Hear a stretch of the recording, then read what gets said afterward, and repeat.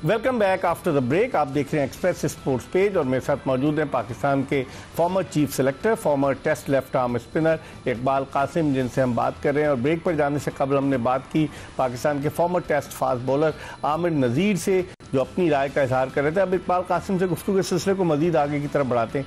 इकबाल भाई, हमारे लिए असल मसला होता है पावर प्ले में जो 6 ओवर्स हैं और जो हमारे पास साहबजादा फरहान और साइम अयूब हैं, लेकिन माजी में हमने देखा साहबजादा फरहान तो रन स्कोर कर रहा है, साइम अयूब अपनी तवज्जो जो है वो बैटिंग के बजाय बॉलिंग की तरफ उसने ज़्यादा कर दी। ये ओपनिंग कॉम्बिनेशन कितना इम्पॉर्टेंट होगा कि पावर प्ले में इन्हें रन्स कर दें? सर, ये तो बिल्कुल खुली किताब है। हाँ। जो टीम पहले 5-6 ओवर के अंदर डोमिनेट करती है, रन 8 का 9 का रन एवरेज लेके चलती है, लेटर पार्ट में वो 10 तक भी चली जाती है। ठीक है ना।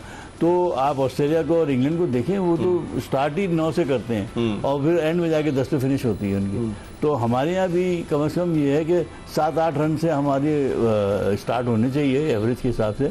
और ये कैपेसिटी है, फ़खर जमा में कैपेसिटी है, लेकिन फ़खर जमा जल्दी बहुत करते हैं। मतलब सिलेक्शन ऑफ शॉट्स जो है उसमें ज़रा थोड़ा एहतमाम करें, क्योंकि स्पिन बॉलिंग जो है ना, कभी कभार ऐसा होता है आपको हर बॉल टर्न नहीं मिलता, सीधी भी रह जाती है। तो इन चीज़ों का ख्याल रखें, दिमाग में रखें कि आप वो उसी सेम बॉल के अंदर डायरेक्शन में जाते हैं और वो खड़ी हो जाती है बॉल। तो वो फिर इसलिए होती है कि आपकी तवज्जो नहीं होती कि ब्रेक होगा भी या नहीं होगा। तो आपके जहन में हर वक्त होना चाहिए कि ये ब्रेक भी करेगा, तो मुझे उसके हिसाब से खेलना चाहिए और पावर से खेलना। देखिए, पावर के बगैर आप T20 में खेल नहीं सकते जब तक के वेट करके अपने डल्लों को, बाजुओं को नहीं ठीक करेंगे और आप हिट मारे। पावर होनी चाहिए।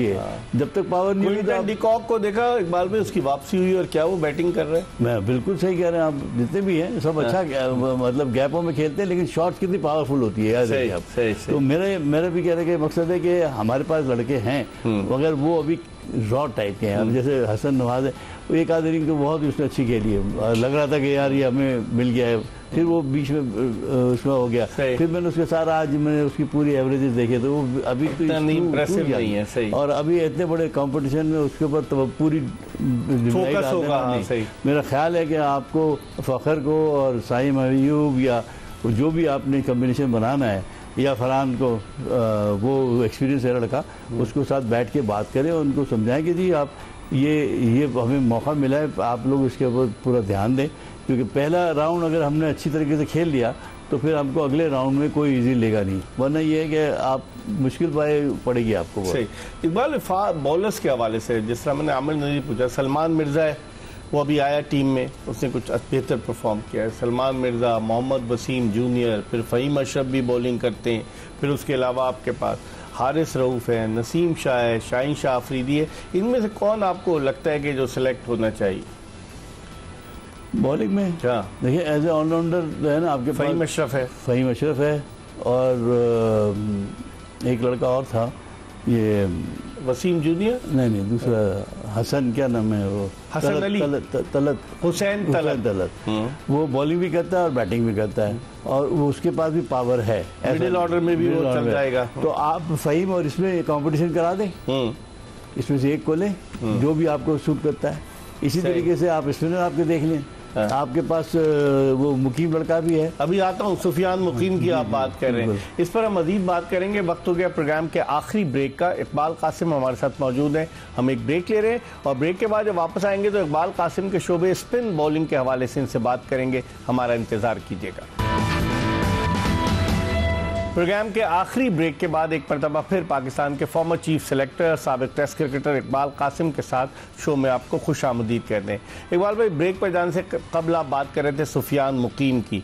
मोहम्मद नवाज ने 2025 में बेहतरीन बॉलिंग का मुजाहरा किया, बॉलिंग भी की, बैटिंग भी की।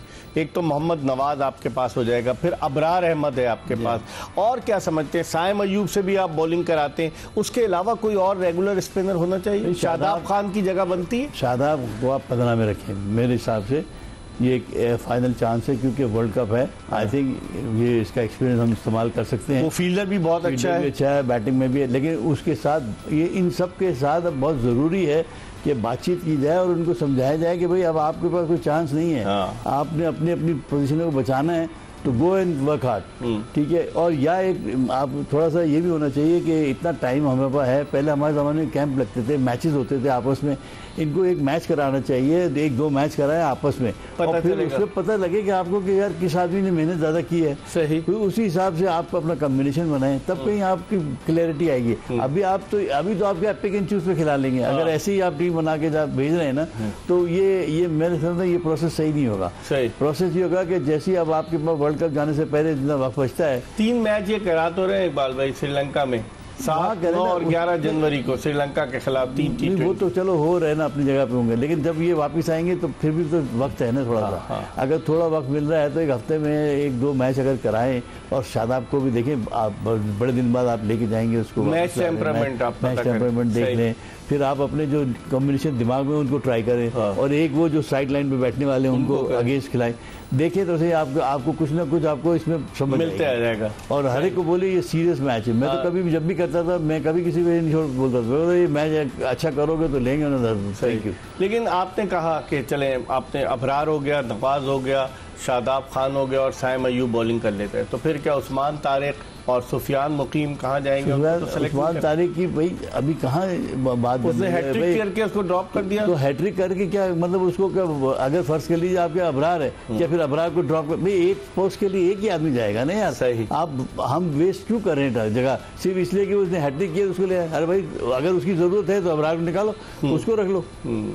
लेकिन तजुर्बा तो अबरार के पास है ना, तो फिर तजुर्बे को लेके जाना है तो फिर जो जूनियर है उसको रहने दो ना भाई। बात सही, मतलब टीम का कॉम्बिनेशन नहीं बिगाड़ना चाहिए। मैं सिर्फ ये कह रहा हूँ कि देखिए मैक्सिमम कितने स्पिनर लेके जाएंगे आप, एक राइट आर्म ऑफ स्पिनर, एक लेफ्ट आर्म स्पिनर, एक right arm leg break bowler, 3 तो हो गए ना। अब रिजर्व में आप एक और स्पिनर रख लें आप, सही, ठीक है। वो ऐसा स्पिनर रखें कि अगर आपको वक्त की जरूरत पड़े तो आप खिला सके, चाहे वो आप तारिक को रखें, चाहे सुफियान मुकीम को रखें। क्या करेगा? सलमान अली आगा भी तो बॉलिंग करते हैं। सलमान अली खान आगा साहब जो हैं वो बॉलिंग पता नहीं क्यों शर्माते हैं बॉलिंग करते हुए। बचना तो नहीं जाते, नहीं बचना नहीं, वो उनको कॉन्फिडेंस अपने ऊपर नहीं है, वो समझते हैं शायद लोग बातें करेंगे मैं ज्यादा बॉलिंग कर रहा हूँ। ज्यादा वो तो उन्होंने 10 ओवर किया, अगर उनके पिछले रिकॉर्ड को उठा के देखो इकबाल भाई, तो आप कह रहे हैं, वही तो मैं कह रहा हूँ कि उनके दिमाग में ये है ना कि यार ऐसा ना हो लोग में क्रिटिसाइज करेंगे, यार आपने बॉल पकड़ लिया खुद कप्तान हो गए। तो ये लेफ्ट हैंडर आते हैं जब भी वो बॉलिंग नहीं करना चाहिए। मेरे हिसाब से तो वो अच्छा बॉलर है, अगर वो थोड़ा सा अकल का इस्तेमाल करे, वनडे में अच्छी बॉलिंग करता है वो यूटिलिटी। मैं तो कब से कह रहा हूँ कि इसको खुद का अंदाजा नहीं है कि मैं कितना बड़ा प्लेयर हूँ। हाँ, लेकिन अब तो मजबूरी है, कप्तान वही होगा इकबाल भाई। और इस टीम में दूसरे कप्तान भी होंगे, बाबर आजम भी हैं इस टीम में, शादाब खान भी कप्तानी कर चुके हैं, शाहीन शाह अफरीदी भी कप्तानी कर चुके हैं। अगर इतने सारे कप्तान इकट्ठा हो जाएंगे तो टीम के यूनिटी पे कोई फर्क पड़ता है? हारने पे जैसे हारेंगे ये सारे एक दूसरे के खिलाफ बातें करेंगे, छोड़ दीजिए आप। यूनिटी पे नहीं फर्क पड़ता, वो फिर कप्तान हर अपनी राय देगा ना कि उसको गलत बॉलिंग दी, उसको गलत बॉलिंग, मगर ये पार्ट एंड पार्सल है यार, छोड़े, क्रिकेट का हिस्सा है, हमेशा दे रहा है। इसका मजा ही इसी में है कि वो जब आप जीते तो सब साथ होते हैं, हारो तो फिर एक दूसरे को क्रिटिसाइज करते रहते हैं आपस में। वो शिकस्त यतीम होती है और जब जीतते हैं तो उसके बहुत सारे बाप पैदा हो जाते हैं, होता है नथिंग लाइक सक्सेस। अच्छा अब इकबाल भाई, जो हमने देखा है कि पाकिस्तान के सारे मैचेस कोलंबो में इन्होंने रखे हैं, श्रीलंका में रखे हैं, तो आप समझते हैं कि और फिर उन्होंने सेमीफाइनल भी ऑब्लिक करके कोलंबो, फाइनल भी उन्होंने अहमदाबाद ऑब्लिक कोलंबो रखा है। तो हमें तो बहुत क्लियर हमारे पास सब चीज कि हमें तो श्रीलंका में ही खेलना है। हाँ। और वो सारी विकेटों से हमको पहले से प्रिपरेशन हुई, इससे अच्छा चांस आपको नहीं हो सकता। तो आप समझते हैं श्रीलंका की विकेट्स पर हम कुछ न कुछ करने की सलाहियत रखते हैं? कर सकते हैं अगर हमने अपने ईमानदार नेक नियति के साथ, नेक नियति से खेला और फोकस होकर खेला। सब ने ये नहीं सोचना है कि मैं सिर्फ विकेट लेने के लिए जाऊं और हीरो बनने के लिए जाऊं तो टीम हार जाएगी। टीम के लिए खेलना है। तो टीम के लिए जब आप खेलेंगे तो ऑटोमेटिकली आपकी भी कामयाबी है, टीम की भी कामयाबी है। सही। चलें, बहुत बहुत शुक्रिया इकबाल कासिम, पाकिस्तान के फॉर्मर चीफ सेलेक्टर, अपनी राय का इजहार कर रहे थे, खुलकर इजहार कर रहे थे और कह रहे थे कि यहाँ ज़ाती कारकर्दगी के बजाय, इंफरादी कारकर्दगी के बजाय टीम की इज्तिमाई कारकर्दगी पर तवज्जो देना होगी, जब भी पाकिस्तानी टीम फातह की हैसियत से वतन वापस आ सकती है। इसके साथ ही एक्सप्रेस स्पोर्ट्स पेज की ये एपिसोड अपने इख्तिताम को पहुँची। इंशाअल्लाह अगर ज़िंदगी ने वफा की तो अगले शो में फिर आपकी खिदमत में हाजिर होंगे। मिर्ज़ा इकबाल बेग, इकबाल कासिम और एक्सप्रेस न्यूज़ की पूरी प्रोडक्शन टीम को इजाज़त दीजिए। अल्लाह हाफ़िज़।